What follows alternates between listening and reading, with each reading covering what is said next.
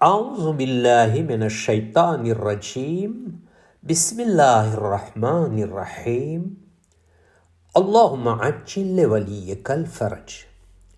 હઝરત અમીરુલ મોમિનીન અલી ઇબ્ન અબી તાલિબ અલૈહિસ્સલાતુ વસ્સલામ નહજુલ બલાગાની અંદર હિકમત નંબર 56માં ઇરશાદ ફરમાવે છે કે માલદાર માટે સફરમાં પણ વતન છે અને ફકીરને માટે વતનમાં પણ સફર છે.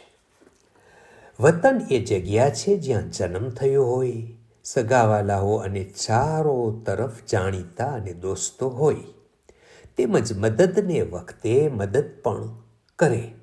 સફર એ જગ્યા છે જ્યાં ન તો કોઈ દોસ્ત હોય કે ન કોઈ ઓળખનાર હોય, ન મહેરબાની કરનાર કે ન કોઈ મદદ કરનાર હોય.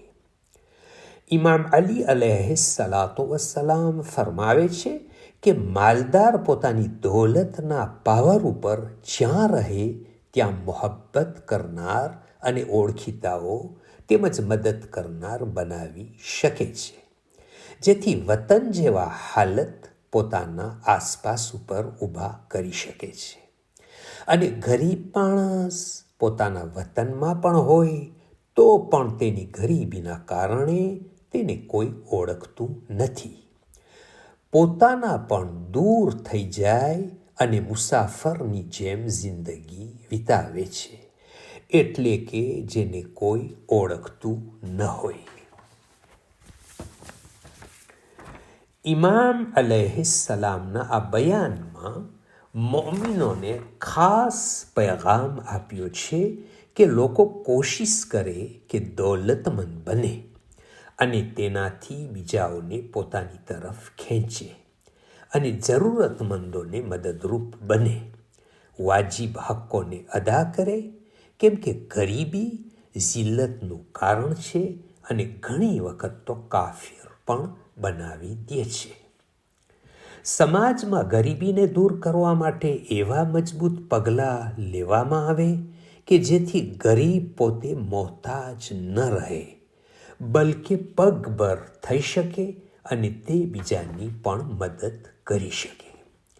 આજના જમાનામાં જો સમાજમાં ગરીબીને દૂર કરવું હોય તો બાળકોને સારું શિક્ષણ આપવું પડશે અને એકબીજાને કામકાજ અને ધંધાને આગળ વધારવામાં સાથ અને સહકારથી કામ લેવું પડશે.